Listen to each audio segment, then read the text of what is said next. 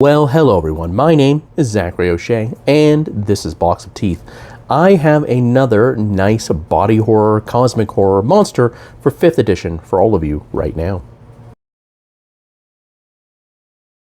Here in August, we're covering a specific antagonist and his minions that you can use for a horror-themed Dungeons & Dragons game. That antagonist is the Pariah. He is a riff on the classic movie monster, The Mummy.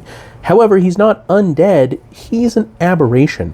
He was once the prince of a long-forgotten desert kingdom that was wiped out by many different plagues. He carries all of them and is mutated into an aberration.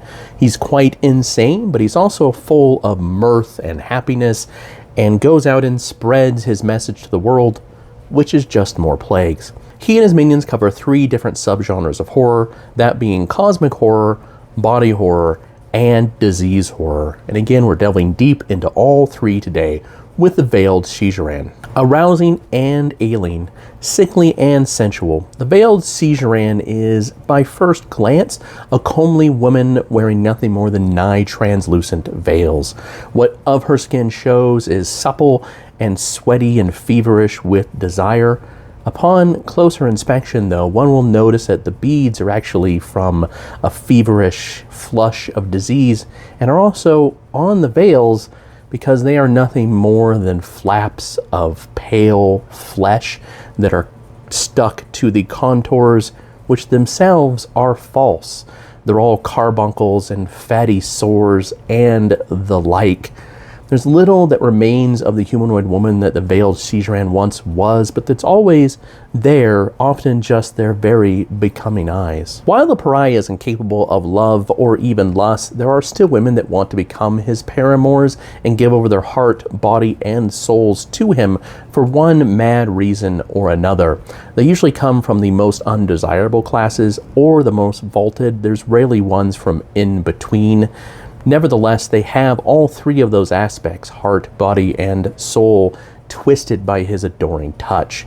Unique boils break out across their bodies, becoming carbuncles that make it excruciatingly painful to wear even the lightest clothing, which is okay for these poor enthralled women, as their sloughing flesh soon becomes an attire that's more befitting to what the Caliph of Corruption really enjoys, which is veiled dancers he remembers from when he was still a mortal man. Within a week of accepting a place in the Pariah's chambers, such as they are, the transformation for these poor women is complete, and they become an aberration that are forever dancing for his pleasure and spreading his pestilence. Let's go ahead and take a look at a veiled Seizeran statistics for Dungeons & Dragons 5th edition.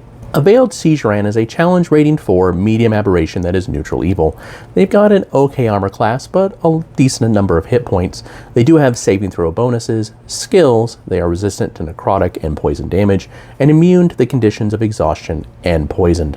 They do have dark vision of 60 feet, and they know common and deep speech. Ability-wise, they do have freedom of movement, so they ignore difficult terrain, and magical effects cannot reduce their speed or cause it to be restrained. They can spend 5 feet of movement to escape from a non-magical restraint or from being grappled.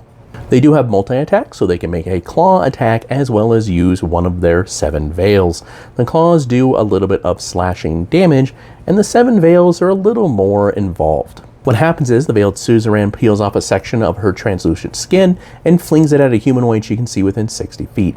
It's a ranged weapon attack that ignores cover penalties.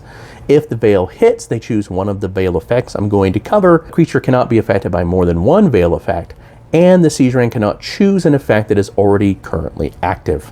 The veils can be removed with a DC 13 strength roll, either by the creature or by one of their adjacent allies. The veils are as follows. The black veil deals necrotic damage every turn. The consuming veil grapples the target and does some piercing damage every turn. The puppet's veil turns them into a charmed puppet of the Seizeran that will defend them and uses the statistics of a zombie until the veil is removed. The putrid veil makes them poisoned. The quaking veil makes them paralyzed and prone. The smothering veil starts to choke them and blinds them, and the writhing veil does poison damage every turn. Now, obviously, the Veiled Seizerans are a bit of a risque monster to have in a game, and they're also pretty disgusting from a body horror point of view, so make sure that this is something that's not going to offend your players if you ever decide to use them, but I'd love to hear how you'd use it in your own game down in the show notes below. Of course, you can find them, the rest of the Pariah's minions, as well as hundreds more horror-themed monsters, all from Dungeons & Dragons 5th edition, that are all perfectly free at bossofteeth.blogspot.com.